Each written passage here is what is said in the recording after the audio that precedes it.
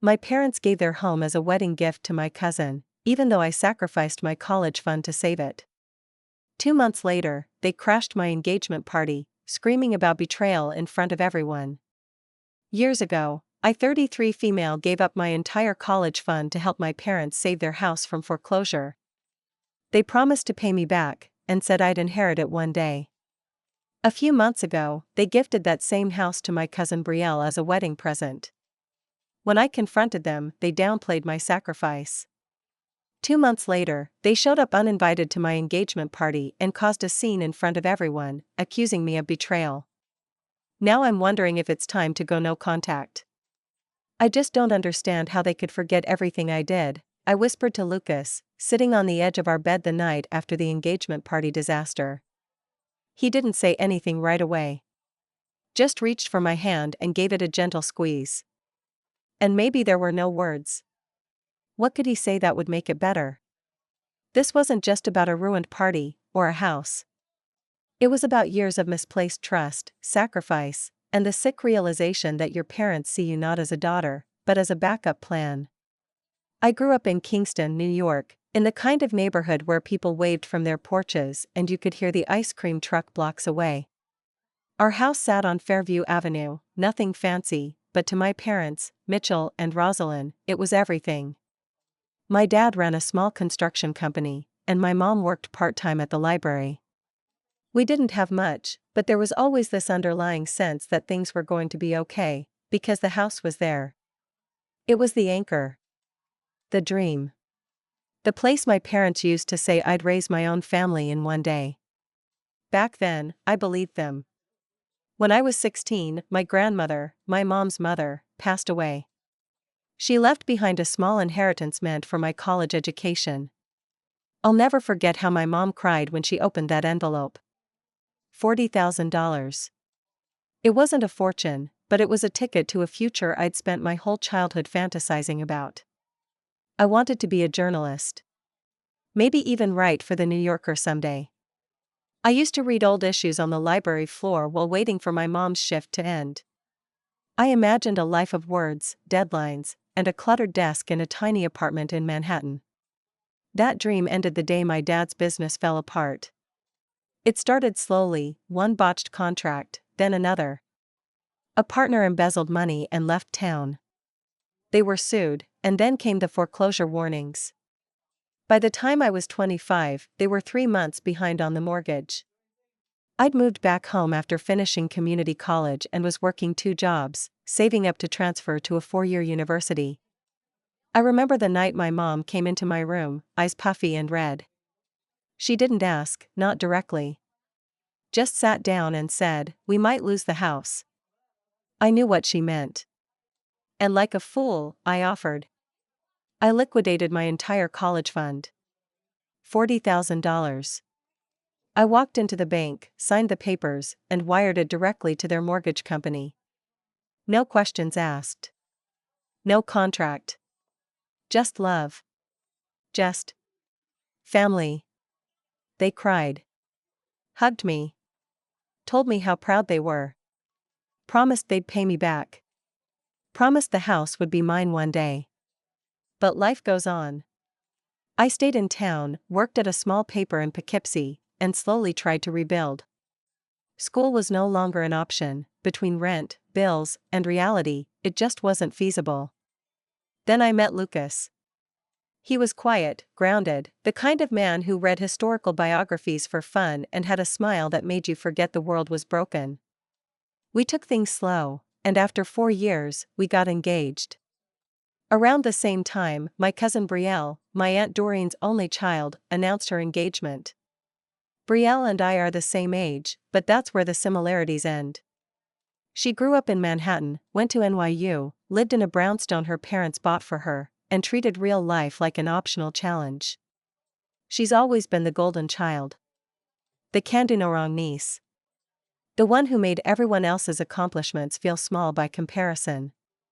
So imagine my surprise when, at her bridal shower, my parents stood up with champagne flutes and proudly announced they were gifting their home, my childhood home, to Brielle and her fiancé as a wedding present.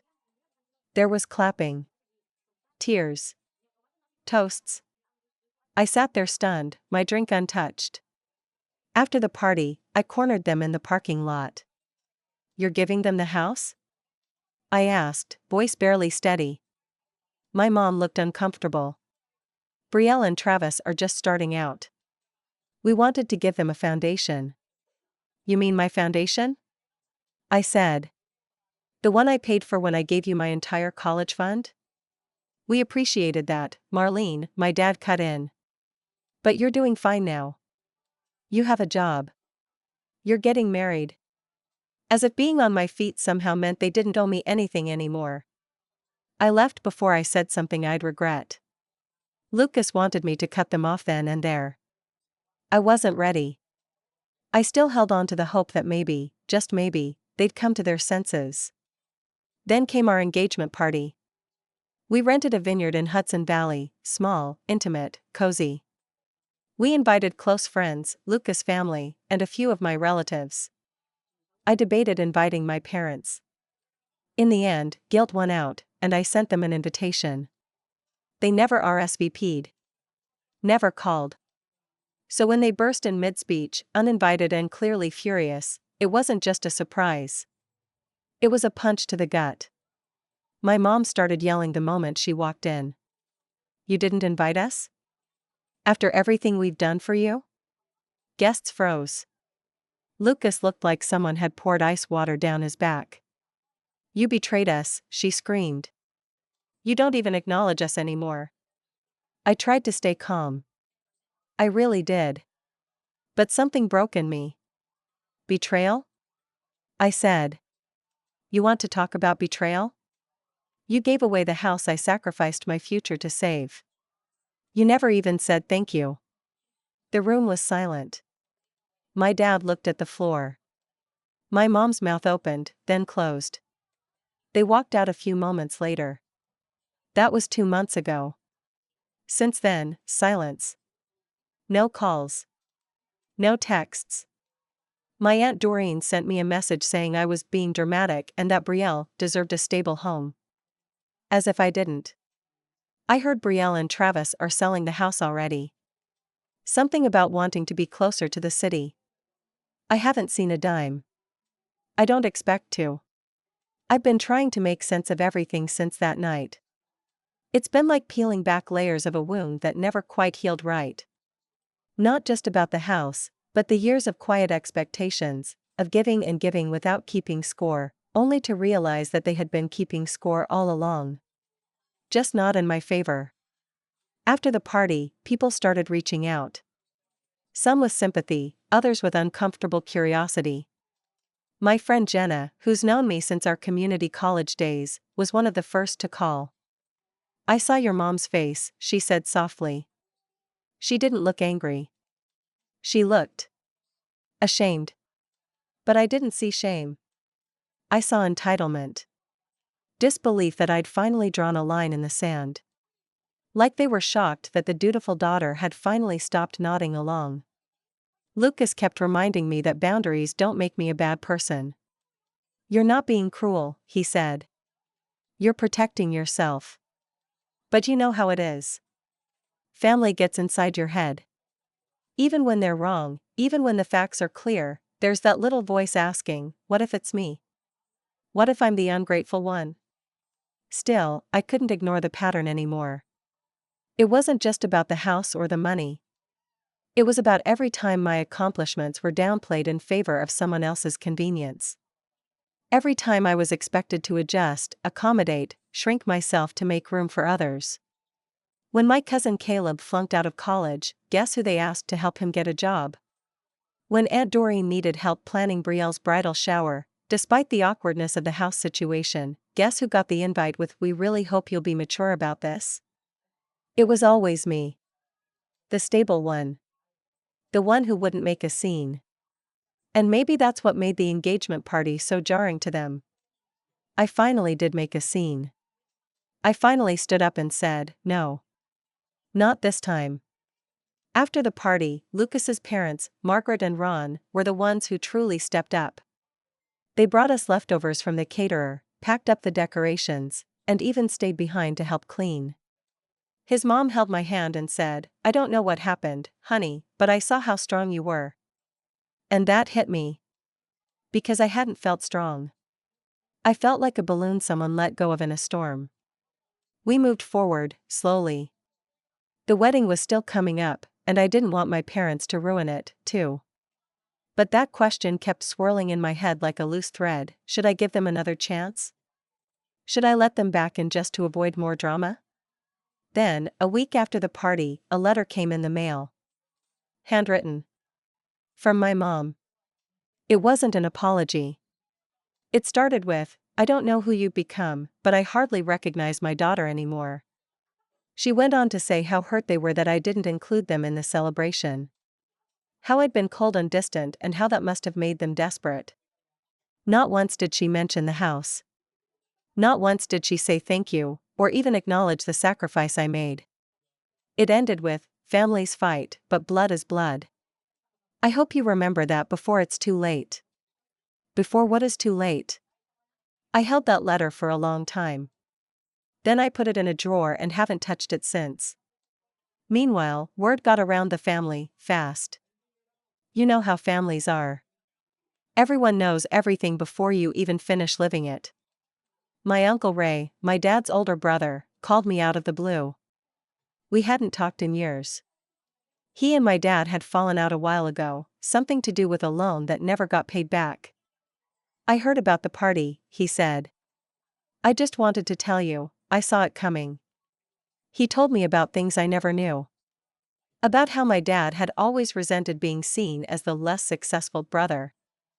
How my mom had a habit of comparing me to Brielle, even when I was a kid. "They built a world where appearances mattered more than principles," he said. "And you ruined that illusion when you showed people the truth." It was sobering. Sad. But also validating. For the first time, I realized this wasn't just a personal failure. It was a family system that had been quietly collapsing for years. Lucas and I have been working on the house we bought in Woodstock. It's old, with uneven floorboards and a kitchen that desperately needs updating. But it's ours. Every shelf, every coat of paint, every small repair, it's a brick laid on our terms. Sometimes I still drive by my childhood home, though I try not to. It's strange seeing it with new shutters and Brielle's Range Rover in the driveway. Travis installed one of those smart doorbell cameras. The lawn looks immaculate, but the soul of the place feels gone. I heard recently that Brielle's planning to flip it. Sell and move somewhere less boring. My parents didn't mention it. Not that I expected them to. It's funny. They clung so tightly to the idea of legacy, yet let it slip away the moment it suited someone shinier. I haven't replied to my mom's letter. I haven't called. Haven't texted. My dad hasn't reached out at all. But there's something liberating in that silence. Like breathing air that's never passed through someone else's filter. Lucas asked me the other day if I was thinking about inviting them to the wedding. I told him I didn't know yet. That's the truth. Part of me wants to give them one last chance. To look me in the eye and admit what they did. Part of me wants to close the door for good. But mostly, I just want peace. To build a life that doesn't revolve around who gets what, or who did more, or who gave what to whom. I want to love freely, not as a transaction. And for the first time in a long time, I think I'm getting closer to that. Lately, I've been thinking a lot about what kind of daughter I've been expected to be versus the kind of person I've become. Growing up, I always believed family came first. That was the unspoken rule. And for the most part, I never questioned it. I went along with birthdays I didn't want to attend, gave up weekends to help my parents move furniture or repaint the porch, covered for my cousin Brielle when she skipped out on her own family obligations. I didn't do it because I was a pushover, I did it because I thought that's what you did when you loved someone. You showed up. But love, I'm learning, is only love when it flows both ways. And in my family, it was a one-way stream, always flowing out of me, never back. Lucas has been trying to understand, but he comes from a very different kind of family. His parents are the sort who called just to check in, who never forget birthdays, who send handwritten cards with silly little poems inside. At first, I used to roll my eyes at how wholesome they were. Now, I find myself clinging to those moments like driftwood. One evening, as we sat on the back deck watching the sun set behind the trees, Lucas asked me something that caught me off guard. "What would it take," he said, "for you to be able to forgive them?" I didn't answer right away. I watched the light filter through the leaves, turned the question over in my mind like a stone in my hand. "I don't know," I said finally. "Maybe just acknowledgement. That what they did wasn't okay. That I mattered."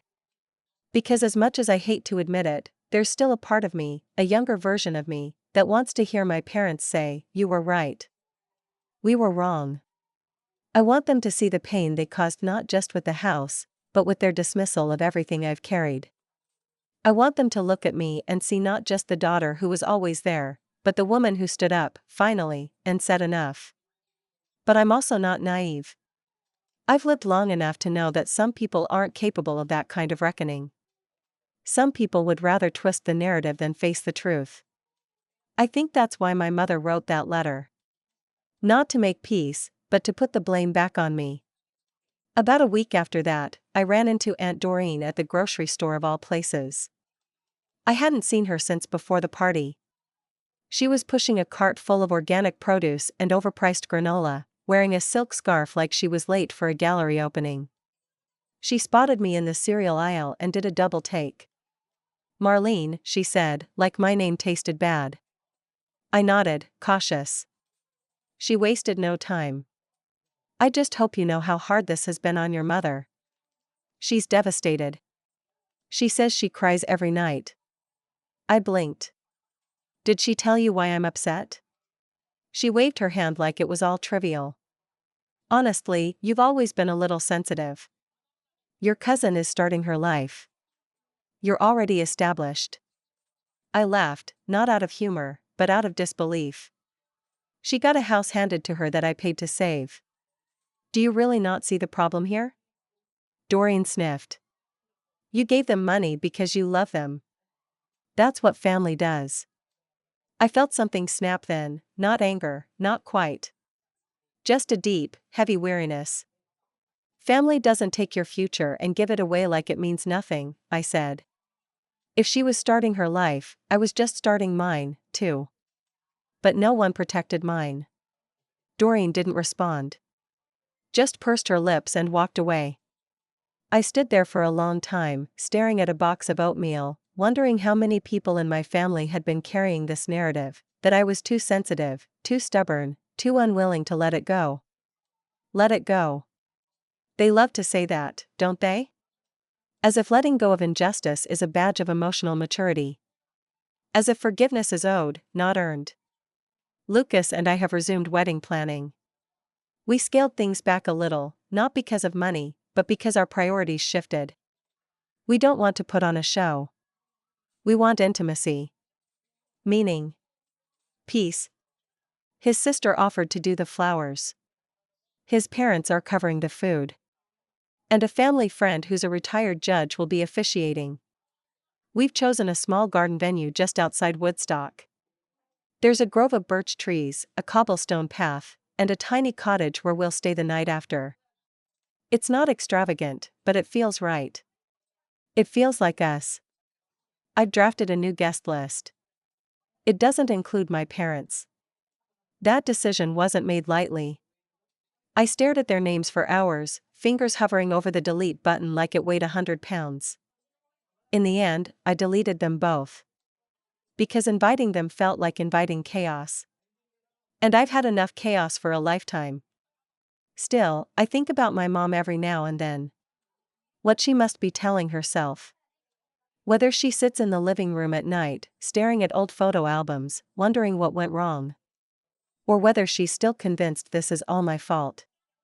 Sometimes, late at night, I even imagine what it would sound like if she called. If her voice cracked, if she said, "I'm sorry. I didn't realize what I did to you. I want to make it right." But the phone doesn't ring. And I'm starting to accept that maybe it never will. A few days ago, I got a text from my brother, Calvin. He lives out in Buffalo and mostly keeps to himself. We're not especially close, not because of anything dramatic, just years of living different lives. He works in IT, has 2 little kids, and only really reaches out when there's a birthday or holiday. The text said, "Just heard from Mom. She said she hasn't seen you in months. What's going on?" It hit me like a cold wind. Not because he texted, but because of how casually he dropped back into the narrative, as if I'd simply forgotten to call, like this was all just some mild miscommunication. I stared at the screen for a long time before replying. She gave away the house I saved. Then she showed up at my engagement party and screamed at me. Ask her about that. No response. Not for a day, then 2. On the 3rd day, he sent, "Didn't know it was like that. That SCKs. That SCKs." It's strange how people try to toe the line in families like mine, never taking sides outright, just offering vague sympathies that don't risk rocking the boat. I don't blame Calvin, really. He grew up in the same house but somehow managed to avoid the emotional debt that was heaped on me. Still, his message reminded me how isolated this whole thing has made me feel. It's one thing to know you've done the right thing by cutting toxic people out, it's another to feel like no one around you understands why. I've stopped telling people the whole story now. Most can't comprehend why a house could cause this much pain. But it's not the house. It never was. It's about being made invisible. About giving up something monumental, my education, my future, for the people who raised me, only to have that gesture discarded like it was an old receipt. And still, after all this, I've heard nothing from them. No apology. No explanation. Just silence. Meanwhile, the house that started it all, is officially on the market. I found the listing by accident, though let's be real, it wasn't really an accident. I was searching real estate listings around my hometown, wondering if maybe there was something poetic about buying a place close to where I grew up. But there it was, 113 Fairview Avenue, asking price, $312,000. Brielle's name on the listing. No mention of my parents. They didn't even try to hide it. There were photos of the rooms I'd grown up in, freshly painted, staged with mid-century furniture, stripped of every ounce of familiarity. My childhood bedroom, the one with the crack in the ceiling that looked like a rabbit, now had a Peloton and 2 woven baskets of pristine white towels. I clicked through every photo, my stomach tight. It felt like watching someone dress up a corpse. Lucas found me at the kitchen table later that evening, still staring at my phone. "They're selling it," I said. My voice was flat. He didn't ask who. He didn't have to. "Do you want to go see it before they sell?" I shook my head. I don't think I'd survive it. And I meant that. Because walking through that house now would feel like walking through a memory that was never really mine. The thing I sacrificed everything to preserve is now just a transaction. A cash grab. I don't know if my parents know it's listed. Part of me hopes they don't. Part of me wants them to find out and feel the sting I felt. But knowing them, if they do know, they've already made peace with it, or found a way to blame me for why things turned out this way. The wedding is 2 months away. I've been sending out final confirmations, following up on RSVPs, finalizing details with the caterer. There's a kind of joy in it I didn't expect, putting together something small, beautiful, intentional. Every flower, every guest, every piece of it feels like a brick in the wall I've started to build around the life I want to protect. We decided to write our own vows. I'm still working on mine, though I've started and deleted drafts at least 6 times. Every time I try, I find myself wanting to say something not just to Lucas, but to the people who let me down. To my parents. To Brielle. To all the people who taught me that love has to be earned through sacrifice. But those words don't belong in wedding vows. They belong here, in this process of shedding. Lucas says something that stays with me. He says, "Maybe this is the year you stop explaining yourself." I think about that a lot. Because for most of my life, I've explained myself constantly. Justified every decision, defended every boundary, tried to prove that I'm good enough, kind enough, grateful enough. But what would it look like to stop? To let my silence be the full stop at the end of a sentence that never needed more words? One morning, I received a voicemail from a number I didn't recognize. It was short. 10 seconds. It was my mom. Her voice was clipped, neutral, almost rehearsed. "Hi Marlene. Just wanted to say we hope you're well. We're thinking of you. That's all. Bye." That was it. No apology. No asking about the wedding. No mention of the house. Just a vague, emotionless olive branch. I didn't call back. I replayed it 3 times, then deleted it. It didn't feel like a beginning. It felt like someone opening a door just wide enough to say, "We did our part," without actually walking through it. I don't know what she wanted from that message.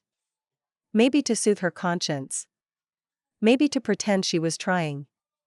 Maybe she really believed that voicemail was enough. But it wasn't. I've been dreaming a lot lately. Vivid dreams of the old house. Of standing in the living room while everything floods. The furniture floats. The walls crumble. And I just stand there, holding a box that keeps getting heavier. I think my brain is trying to show me something. That place, that home, is gone. Not just physically, but spiritually.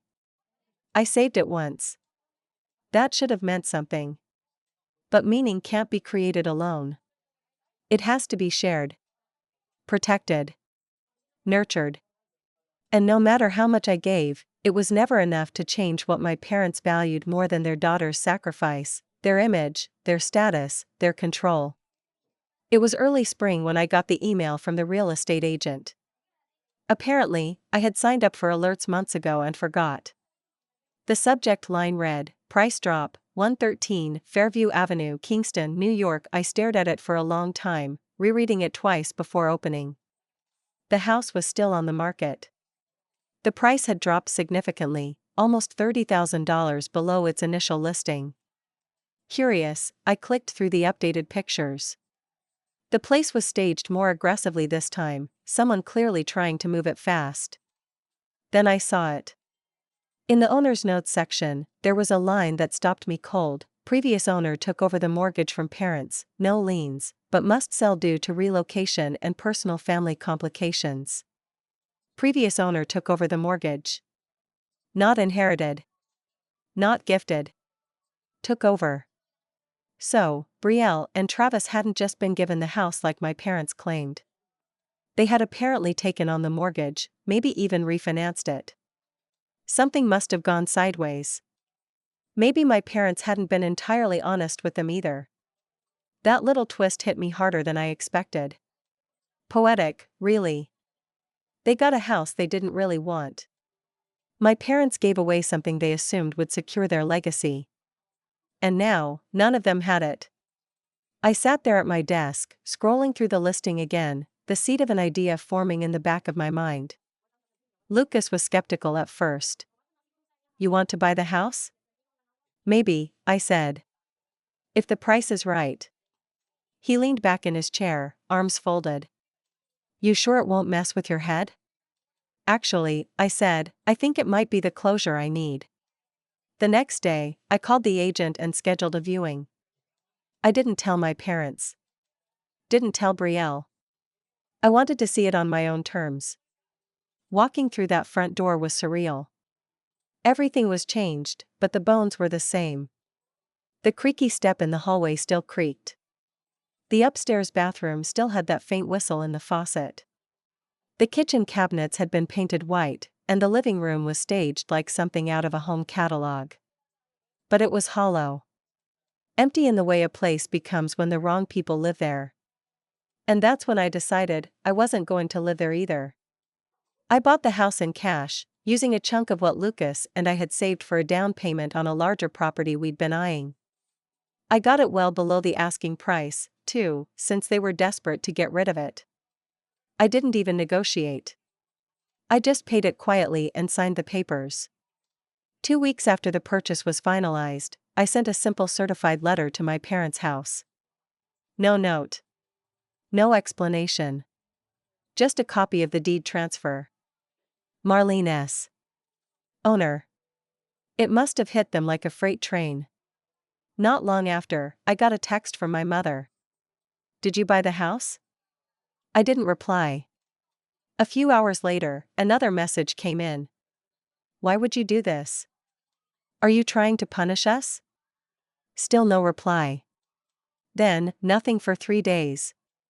Finally, a voicemail from my dad. Calm. Measured. Almost respectful. I know we haven't handled things the way we should have. I won't make excuses. But I hope you're buying it for the right reasons. And not just to prove something. Oh, but I was. I was absolutely proving something. Not out of spite. Not to hurt them. But to reclaim something they'd taken from me, something far more valuable than a house. My agency. My voice. My power. What I did next was what made the revenge really satisfying. I turned the house into something new. I didn't move into it. That would have been too haunted, too backward-looking. Instead, I spent the next 6 months renovating it, not just patching things up, but transforming it. Lucas and I hired a designer friend of his to help reimagine the space, turning it into a writer's retreat and creative co-working home. We named it the Rabbit House after the crack on the ceiling I used to stare at when I was little. We opened it to the public the following spring, hosted writing workshops, art classes, even weekend retreats for women starting over after toxic families or painful divorces. It became a space of healing, of rebuilding. And people came. They came from all over. I shared my story, selectively, on my own terms. I never named names. Never aired the family laundry in public. But I talked about giving too much. About how sometimes the people who raise you are also the ones who break you. And how you can still reclaim yourself. The Rabbit House started getting press. Local articles. A spot on a podcast. Eventually, a lifestyle magazine did a full spread. The same week that magazine hit the shelves, I got another letter from my mother. This one was different. No accusations. Just 4 words, you made it yours. I still didn't reply. I didn't need to.